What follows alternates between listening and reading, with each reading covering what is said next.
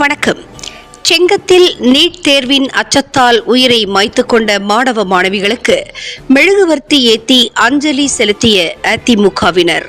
திருவண்ணாமலை மாவட்டம் செங்கம் புதிய பேருந்து நிலையம் எதிரே அதிமுக மாணவரணி சார்பில் மேற்கு ஒன்றிய செயலாளர் மகரிஷி மனோகரன் அவர்கள் ஏற்பாட்டில் நீட் தேர்வின் அச்சத்தால் உயிரை மாய்த்து கொண்ட 22 மாணவ மாணவிகளுக்கு அஞ்சலி செலுத்தும் விதமாக மெழுகுவர்த்தி ஏத்தி மௌன அஞ்சலி செலுத்தப்பட்டது.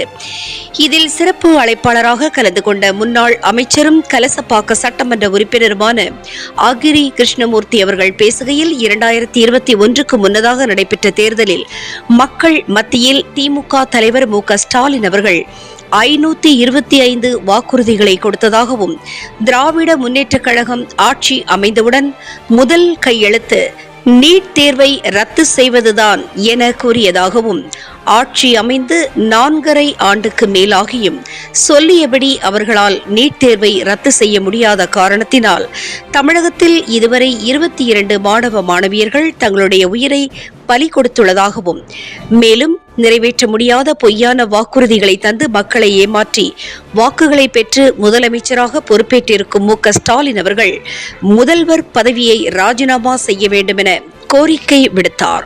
இந்த நிகழ்ச்சியில் கழக அமைப்பு செயலாளர் மதுக்கூர் துறை செந்தில், மகளிரணி துணை செயலாளர் அமுதா அருணாச்சலம், கழக முக்கிய நிர்வாகிகள் பலரும் கலந்து கொண்டு மெழுகுவர்த்தி ஏத்தி மௌன அஞ்சலி செலுத்தினார்கள்.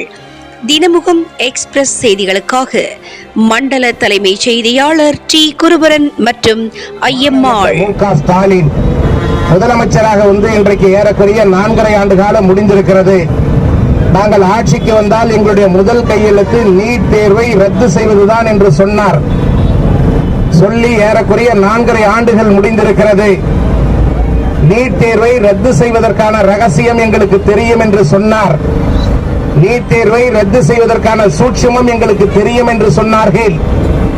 சொல்லியபடி இதுவரை நீட் தேர்வை அவர்களால் ரத்து செய்ய முடியவில்லை. நீட் தேர்வை ரத்து செய்ய முடியாத காரணத்தினால் தமிழகத்திலே இதுவரை 22 மாணவ மாணவிகள் தங்களுடைய உயிர்களை பலி கொடுத்திருக்கிறார்கள்.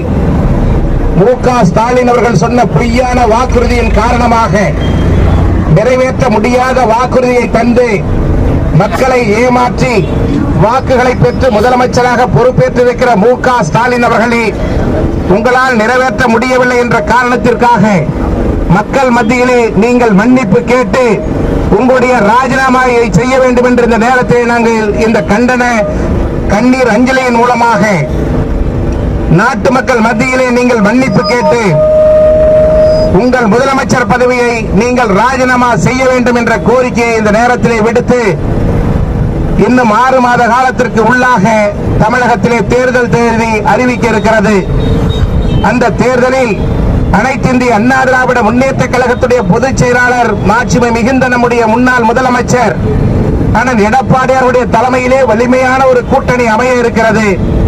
அந்த கூட்டணியின் மூலமாக தமிழகத்திலே இருக்கின்ற இந்த செங்கம் சட்டமன்ற தொகுதி உள்ளிட்ட 234 தொகுதிகளையும் அனைத்து இந்திய அண்ணா திராவிட முன்னேற்ற கழகம் வென்றெடுத்து மீண்டும் தமிழகத்துடைய முதலமைச்சராக அண்ணன் எடப்பாடியார்களை ஆக்குவோம் என்ற உறுதியோடு நீட் தேர்வின் மூலமாக உயிர் நீத்த 22 மாணவ மாணவிகளுக்கு கண்ணீர் அஞ்சலியை செலுத்துகின்ற வகையில் இந்த மெழுகுவர்த்தி ஏந்தி போராட்டம் நடத்துகின்ற ஆணையினை நம்முடைய பொதுச் செயலாளர்கள் அறிவித்திருக்கிறார்கள்.